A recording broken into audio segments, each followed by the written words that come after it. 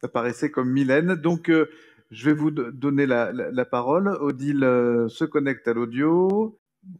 Voilà. Voilà, merci, c'est bien. Vous pouvez passer en mode présentation. Super. C'est parfait. Bonjour à tous et à tous. Merci pour l'invitation.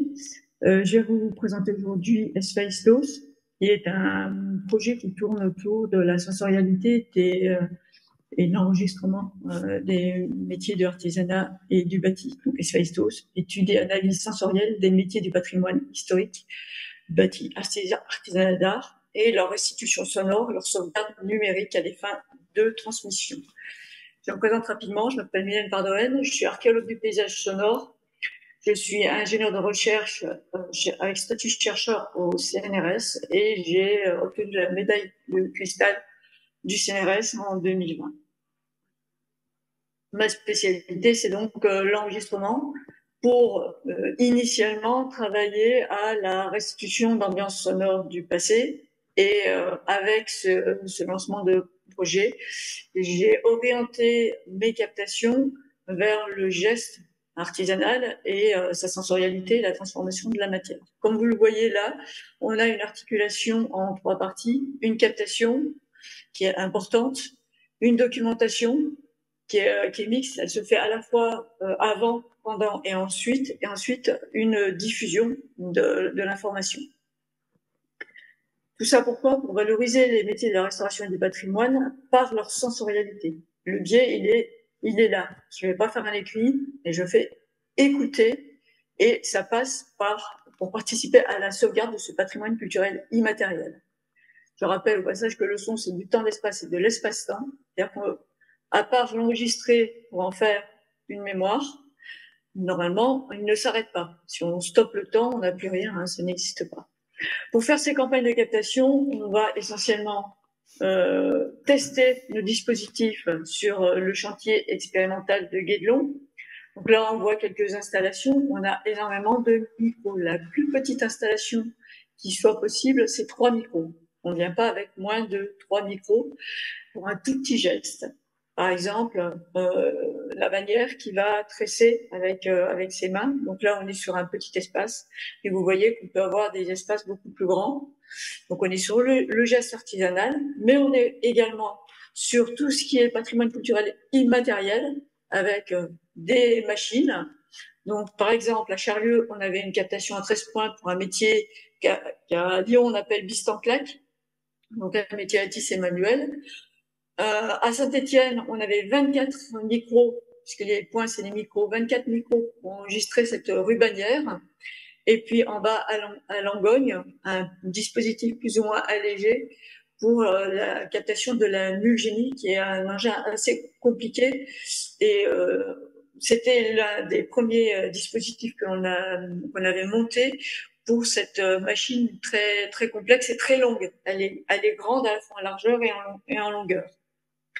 Sur le chantier Notre-Dame, on fait également des captations in situ. Et in situ, ça veut dire que dans Notre-Dame, on a à peu près 80 décibels de bruit. Et je vais vous faire écouter une ambiance du chantier, une ambiance prise avec un micro très serré, qui est un micro qu'on appelle canon, mais quand même extérieur. Et vous verrez qu'il y a encore de la pollution sonore. Et un micro surfacique qui a permis aux artisans qui étaient sur site de pouvoir retrouver les conditions dans lesquelles ils aiment travailler.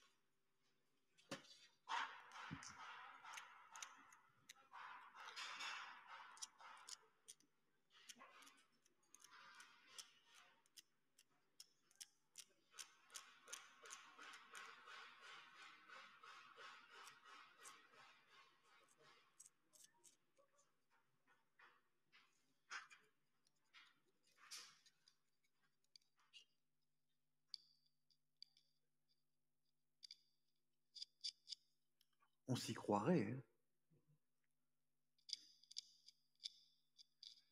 Donc là, on est à l'intérieur de la matière. C'est le petit micro que vous voyez ici.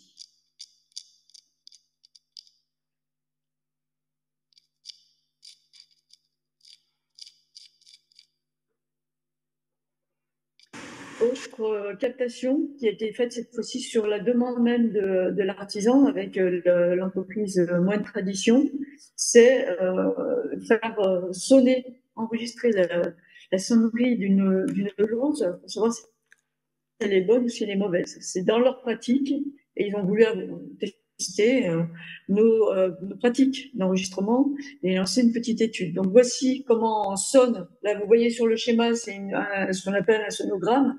On voit le sonogramme de la mauvaise lose. Donc vous allez entendre que ça sonne mat.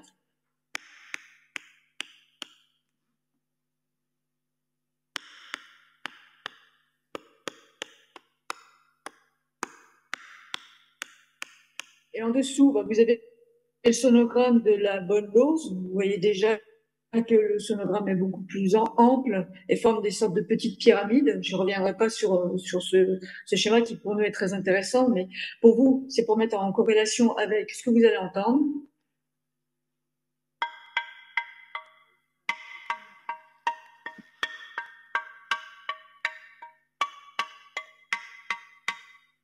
Donc voilà, les loses en général, elles sonnent quand elles sont bonnes. Autre volet dans Ispaïstos, eh bien, c'est sur la demande du projet Chronopédia, on a apporté notre savoir-faire pour sauvegarder tous les gestes liés à l'horlogerie dite traditionnelle, c'est-à-dire que ce n'est pas de l'horlogerie numérique ou passant par l'informatique. Donc, vous allez entendre le balancier régulier. Donc, pour ce faire, on a des tout petits micros. Là, vous les voyez sur le côté, qui sont microscopiques. On en a même acheté des plus petits pour pouvoir aller plus loin. Chaque cas de figure est vraiment, c'est un challenge. Par exemple, c'est une horloge lyre et c'est l'ensemble du mécanisme qui se balance. Donc, il a fallu trouver des trucs et des astuces pour ne pas gêner le balancier qui donne le tempo et qui règle l'horloge. Donc, voici un balancier régulier.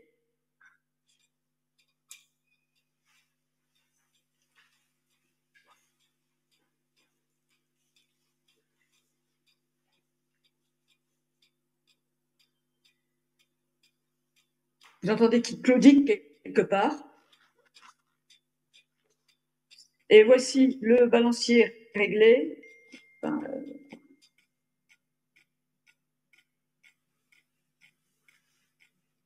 tout ça, c'est pris à l'intérieur de ces horloges.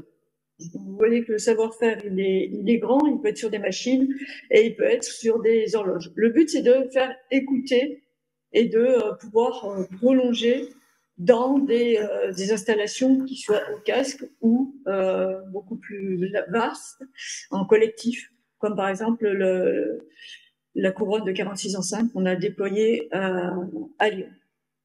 Dernier cas de figure, puisqu'on va toujours de l'avant, eh bien, voici le dernier travail en cours, c'est-à-dire qu'on va enregistrer et pouvoir restituer sous forme d'avatar les gestes des artisans et en simultané. Vous voyez là, je suis ici. Hop, on capte les sons. Donc là, la vidéo n'est pas sonore pour plein de raisons qui sont encore en phase d'évolution, mais le but, c'est de créer des avatars qui peuvent être incarnés et permettre justement la formation. C'est pour développer des outils de formation. Donc, numériser et sauvegarder le patrimoine culturel immatériel, c'est notre cœur de métier. Analyser et étudier la sensorialité des gestes artisanaux et ancestraux, c'est pour permettre de créer des outils et promouvoir les métiers du patrimoine de l'artisanat et surtout donner à écouter, aimer la sensorialité de l'histoire et des métiers du patrimoine. Pour découvrir nos travaux, eh bien, on a un carnet Archéoson où là vous pouvez vraiment visiter, puisque j'ai fait un très court résumé de l'ensemble de nos activités qui sont vraiment immenses. Merci. Merci beaucoup Mylène Pardouenne. Merci à la fois pour l'intérêt que vous venez de nous présenter, et également pour le respect millimétrique du timing dont vous avez fait preuve. La parole est aux membres du jury, Pascal Payen-Penzeller, Christelle Michel et Serge Parianti. Moi, chère Mylène, content de vous revoir une fois de plus dans cette démarche qui est la vôtre depuis quelques années. Au fond, il y a les principes et puis ensuite il y a l'expérience.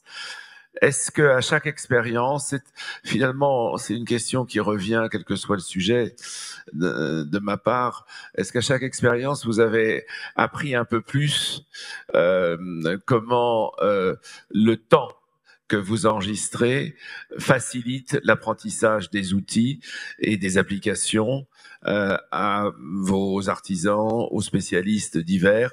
Est-ce que, puisque vous allez chez des spécialistes, vous allez chez des gens qui vivent les choses à l'intérieur, l'enregistrement que vous leur proposez, en dehors des avatars, de la transmission du savoir, est-ce qu'à la personne même, ça donne quelque chose qui lui permet de vivre plus complètement et donc finalement de mettre tout son corps, tout son esprit, encore mieux son savoir au service de sa pratique?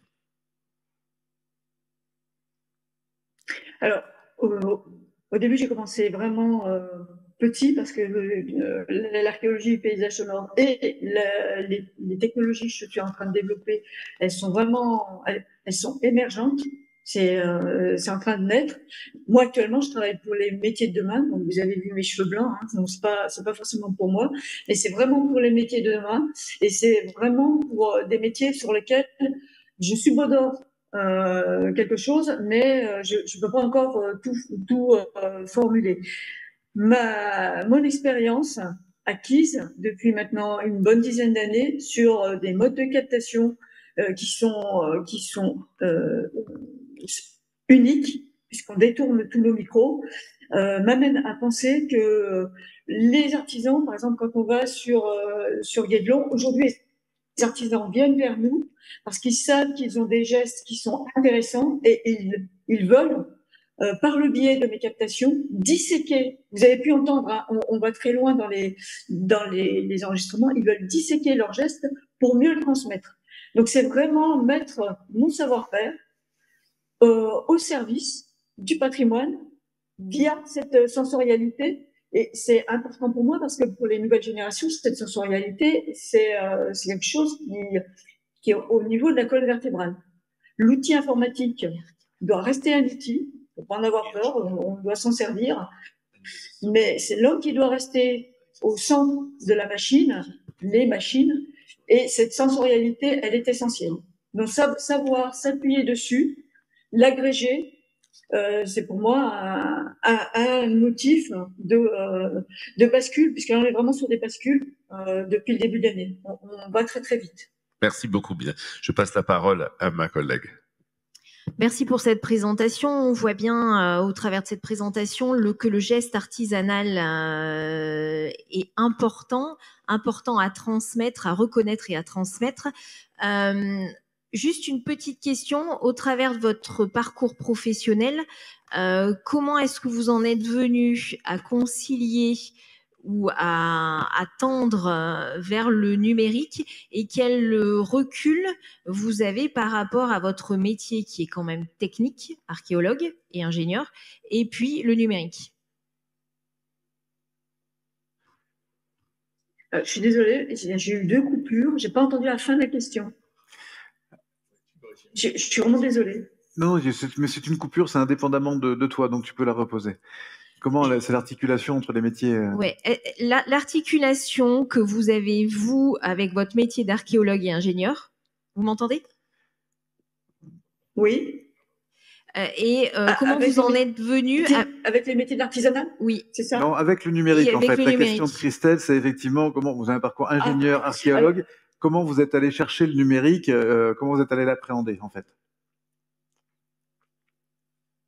Alors, moi, le numérique, je l'ai pratiqué presque de suite dans la restitution de fresques sonores. Donc, pour moi, c'était pas rédhibitoire, c'est quelque chose qui coule de source. C'est l'articulation entre les deux qui est intéressante. C'est-à-dire que sur une pratique artisanale qui a tendance quand même à utiliser ses mains, quand on fait une projection numérique, moi, en captant, je suis obligée de passer par le numérique, hein, puisque un enregistrement, c'est un fichier numérique. En captant ces gestes, j'arrive à restituer très exactement la densité sonore. C'est pas simplement mettre un micro. Et donc, tout le jeu, tout mon savoir-faire, c'est quel micro je vais mettre pour récupérer la couleur du geste de la matière et sa densité. Et la mettre à portée à la fois de l'artisan pour qu'il s'y retrouve. C'est-à-dire, quand il écoute, il dit, oui, ça c'est bien moi, ou c'est bien ce que je suis en train de faire. Ça, c'est essentiel. Et c'est ce qui permet de projeter et de se dire, puisqu'il s'y retrouve et qu'il peut, comment dire, décrire finement son geste, on peut aller plus loin et proposer des outils numériques pour la transmission. Bien avant de créer un avatar. On peut simplement, dire simplement, finalement, Mylène, je t'interromps. Déjà, réduire le temps de formation sensorielle. Oui, excusez-moi. Non, finalement, Mylène, les outils numériques sont l'espace médian entre l'expérience de l'enregistrement et puis la suite des applications par transmission. Finalement, ton outil central pourrait presque s'appeler l'outil numérique. Elle m'a pas entendu. Allô? Vous étiez figé à nouveau, donc. Je dis, la pratique de comment l'outil numérique, il va faire l'outil numérique, au fond, est ton médiateur entre l'enregistrement. Oui, c'est un objet de médiation. Absolument, c'est ça. C'est bien ça que j'ai compris. Ça fait une médiation entre voilà. deux mondes qui ont, exactement. Qui auraient eu du mal à se rencontrer. C'est fondamental, ça. Merci à toi. Dernière intervention. Oui, bonjour, félicitations pour la qualité de votre travail. Et vous m'entendez? Est-ce que vous m'entendez? Oui. Je vous félicitais pour la qualité de votre travail et pour votre vision également. Donc, vous avez fait d'une certaine manière jusque-là une preuve de concept par rapport à la manière de décrypter le geste des artisans par les artisans eux-mêmes. Vous m'entendez toujours? Oui. Oui. La question que je me pose, c'est est-ce que vous avez déjà testé le côté transmission?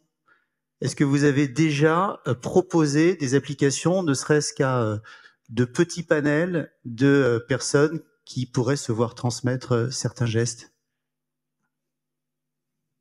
Alors c'est en cours parce que les travaux sont longs, vous vous doutez bien. C'est en cours.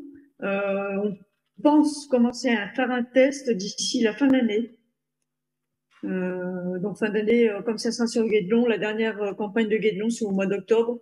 Vous voyez, pour nous c'est proche. Hein. D'accord, oui, bien sûr. Non, mais on entend que c'est proche. Donc oui. Non mais j'ai un temps en cours actuellement avec la vitesse avec laquelle on va. En octobre, on va pouvoir commencer à faire écouter un bon geste et un mauvais geste, parce qu'il faut avoir les deux. D'un côté, un bon geste, un peu comme le réglage de l'horloge que je vous ai présenté. Il faut une horloge qui boite et puis une horloge qui boite pas. Et c'est pareil pour le geste. Il faut un bon geste et un mauvais geste. Donc, en octobre, on devra avoir les deux parties, plus une partie sur laquelle on est en train de travailler, c'est-à-dire le séquençage très fin d'un geste d'artisan très documenté, qui permet justement de la transmission de cette partie. Merci. Merci Mylène Pardoën, merci beaucoup. Odile, c'est à toi. Odile Soulan. Odile. N'entends pas. Si. Odile, c'est à toi. Est-ce que vous pouvez réactiver votre son, Odile, s'il vous plaît? Non, et on supprime l'image de Mylène, peut-être. Non, on ne peut pas supprimer l'image de Mylène. Mylène, voilà, est-ce que... pardon. Voilà, Mylène, si vous pouvez couper... J'ai tellement de lumière, j'ai tellement de soleil que je vois à peine l'écran. Donc, voilà. Bonjour Odile. Du studio. Bonjour. Je disais, on a fait un petit peu ça à la va-vite parce qu'on avait vu le 8 juillet, donc on peut savoir un petit peu de temps. Moi, j'étais en déplacement. Voilà, donc c'est pour m'excuser effectivement des petits problèmes techniques là, parce que j'ai pas eu le temps tellement de me pencher sur la procédure. Bah, Donc je commence par la présentation du projet, oui. qui est pour moi pas exactement le bon sujet, puisque c'est pas un projet qui a été fait ancré directement dans le territoire, mais il a été fait, c'est un projet public que j'ai fait, ce que je fais rarement, à la demande de quelqu'un que j'aime beaucoup, qui s'appelle Nathalie Viau. Qui s'appelle comment? Cette fondation Martel à Cognac. Et elle l'a montée de manière vraiment à travailler justement avec le patrimoine local, avec les acteurs locaux, de manière à aussi transmettre le savoir et le patrimoine, voilà, de la ville de Cognac et de la fabrication du cognac, qui est vraiment également très riche et assez joli. Voilà, donc je l'ai fait tout ça, ce projet, mais effectivement, c'est le lieu lui-même et le projet qu'elle développe, elle, qui font que ça s'adresse absolument au patrimoine et que ça permet justement d'élargir et de donner à voir et de faire que les gens s'intéressent au patrimoine local. Voilà, donc et on est dans une expérience digitale numérique parce que pour plein de raisons, parce que d'abord voilà, c'est quelque chose qui est arrivé, un outil qui est arrivé à notre disposition un peu aujourd'hui là, on attendait je pense depuis longtemps parce que notre travail nous est sur la lumière. La lumière, c'est quelque chose qui n'est pas très facile à transmettre et à donner, à voir, franchement. Et puis, cet outil nous permet de s'adresser au plus grand nombre, de faire rayonner effectivement, dans le cas de la fondation, un projet. Et puis surtout, on a fait ce projet dans un bâtiment et non pas vraiment appliqué au territoire, ce qui m'arrive de travailler sur le territoire parce que les conditions sanitaires à cette époque étaient assez difficiles et voilà, on devait travailler sur un projet à l'intérieur, on n'a pas les libertés qu'on aurait voulu. Même si on avait envisagé de travailler sur le site plus largement, voilà, le confinement, la pandémie, en fait, que ça n'a pas été possible. Mais en attendant, effectivement, le numérique a été utilisé pour nous comme le prolongement d'une expérience, comme un ajout à l'expérience, qui est d'ailleurs un peu différente, puisque cette œuvre, nous l'avons créée dans la Fondation Martel. Il y a donc c'est une œuvre éphémère, qui est expérimentale, immersive. Et le fait d'utiliser, de créer des images. Odile, tu montres les images. Pardon ? Odile, tu montres les images, parce que comme il n'y a que 10 minutes pour l'exposer. Ah oui, à désactiver le partage d'écran. L'animateur a désactivé le partage d'écran. Là, parce que j'y arrive. L'animateur a désactivé le partage d'écran, on dit. Ça y est, vous êtes haute. Voilà.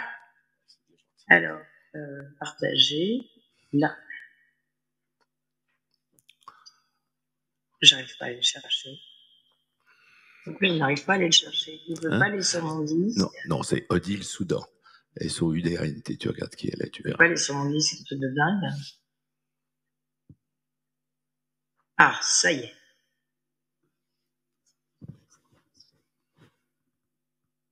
Alors, est-ce qu'il vous l'avez là, le document?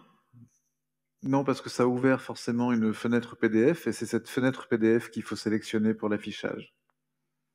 Bon, alors on recommence. Départager et ensuite vous sélectionnez. Julien, j'ai besoin de toi parce que je n'y arrive pas là.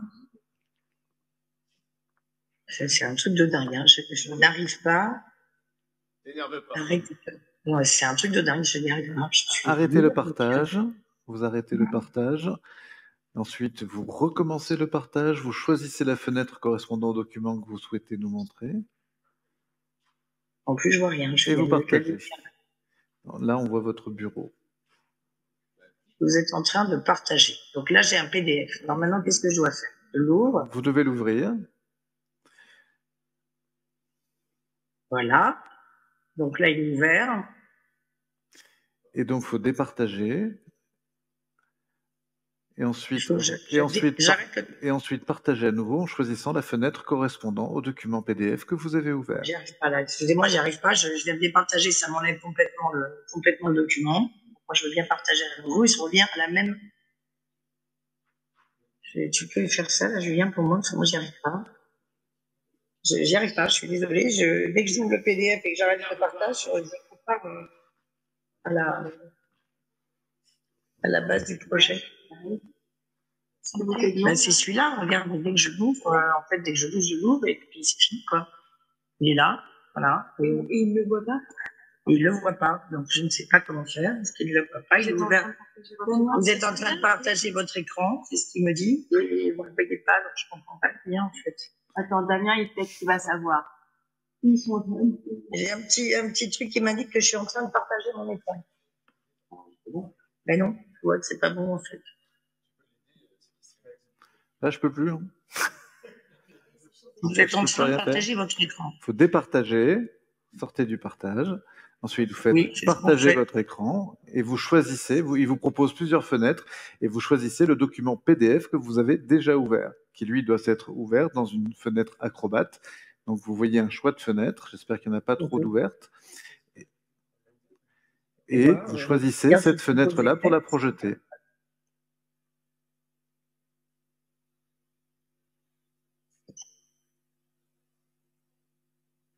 Ok.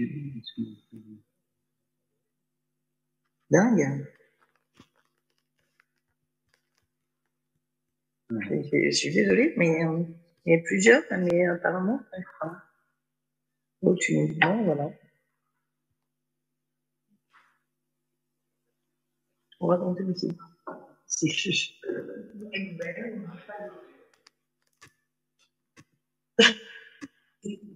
Ok, alors, c'est le PDF, c'est ça? C'est ça, oui. Ouais. Partager. Voilà, c'est bien. Super. Le numérique et le digital, c'est pas encore pour moi. Merci au jeune homme.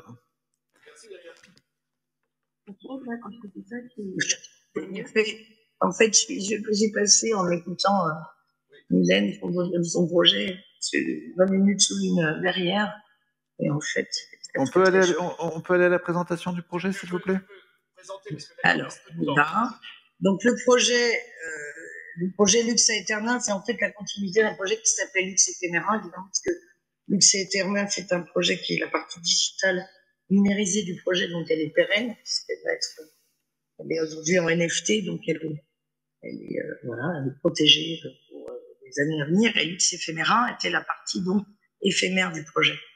Donc dans la Fondation Martel, le sujet était la vue. Concernant un peu tout le monde, c'était les 5 sens, donc on a donné évidemment la vue. Donc là, on a créé un couloir, en fait. Je vais enlever ça. On a créé un couloir qui permet de mettre les gens en situation d'être éblouis par la lumière, parce qu'en fait, la vue, c'est la lumière qui frappe la rétine. Et quand la lumière frappe la rétine de manière un peu forte, le cerveau produit des images. Donc le but était de mettre les gens dans une situation de produire des images et ensuite d'être confrontés aux images, la représentation des images qui étaient les nôtres. En fait, personne ne produit les mêmes images. En fait. Ce qui explique que la vue est différente pour chaque personne, ne voit la même chose. Et les images que le cerveau produit est liées à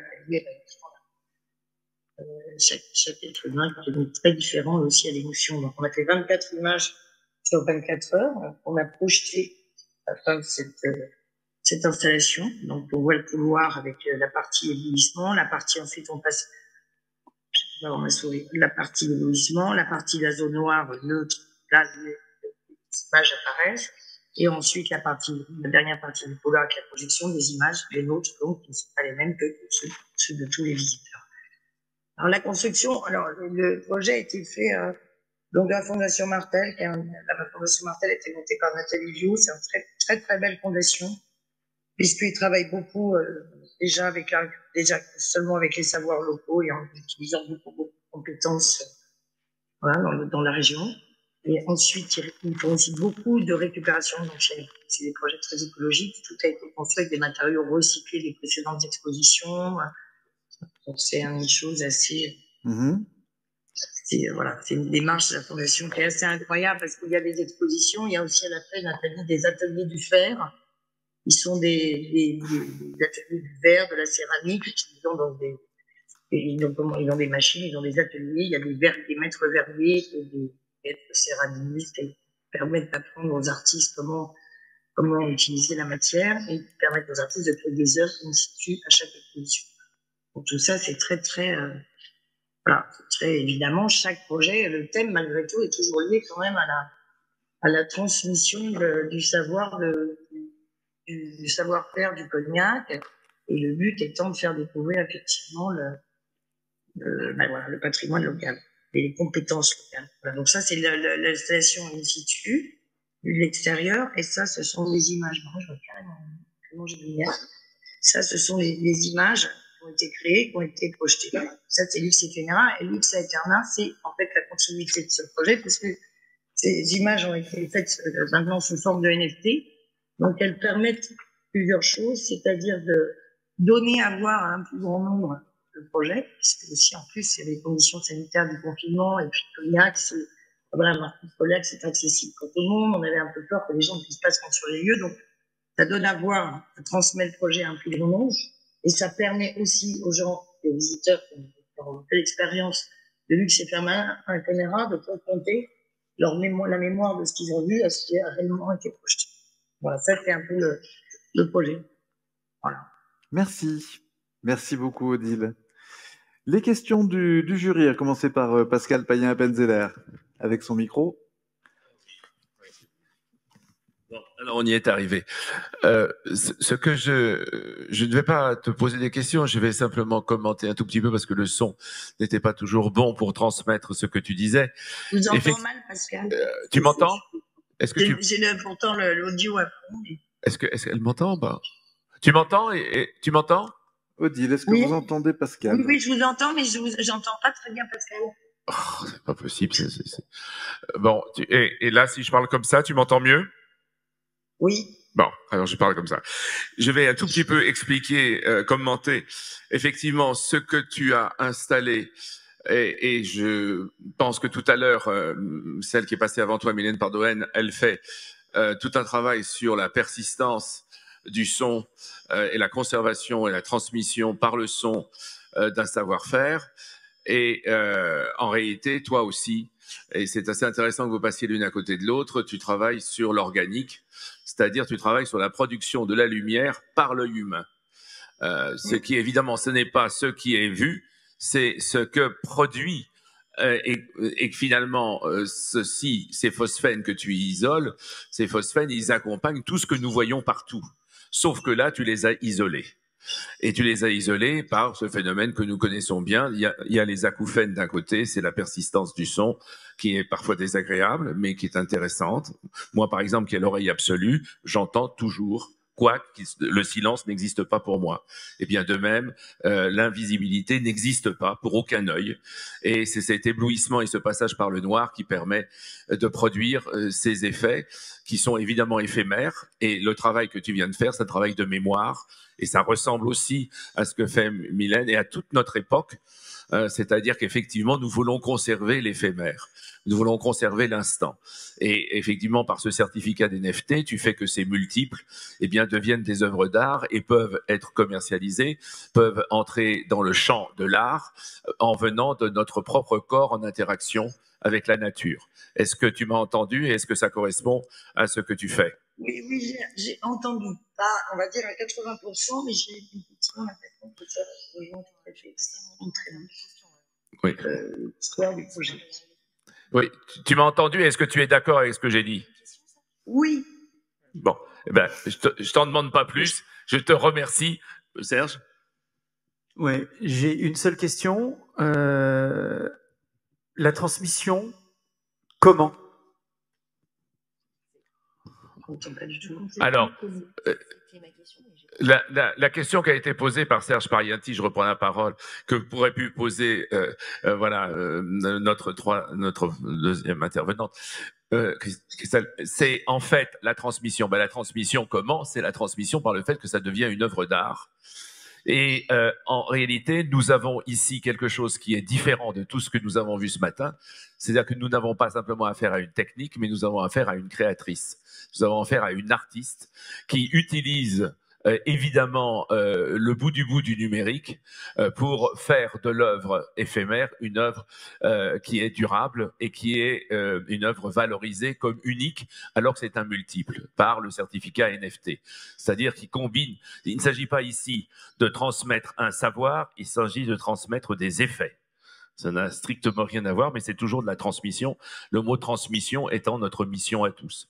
Je te remercie d'avoir triomphé de la difficulté. Merci Odile, on t'applaudit. Merci beaucoup. Je signale que cette installation est visible à Paris, au siège de l'agence d'Odile Soudan, dans le Marais. Je pourrais vous donner l'adresse. Et on rentre dans une salle noire, un peu ce que souhaite. Je vous rappelle, enfin je dis une petite chose parce que personne ne le sait, mais j'avais participé à la première grande exposition Turner à Paris, où on avait reconstitué ce qu'il souhaitait, c'est-à-dire une galerie noire, et après cette galerie noire, on arrivait à l'œuvre. Il disait, pour voir mon œuvre, et je vous rappelle que c'est le plus grand aquarelliste peut-être de tous les temps, c'est le créateur de l'art abstrait, à travers les paysages, et il disait, on ne peut voir la couleur qu'en étant passé par le noir. Eh bien, en réalité, d'une autre manière, c'est une expérience qui est héritée de Turner. Odile Soudan étant aujourd'hui celle qui éclaire tous les monuments français, de toute manière par ailleurs, mais elle est passée à un autre stade, et je trouve intéressant, pardon, je ne veux pas la soutenir en particulier, elle n'a pas besoin de moi, mais je veux dire que c'est tout à fait passionnant de voir que nous arrivons à cette chose qui est finalement le but de tout être humain, passer de la mortalité à l'immortalité par l'art. Merci Pascal, merci à toutes les deux, Mylène et Odile.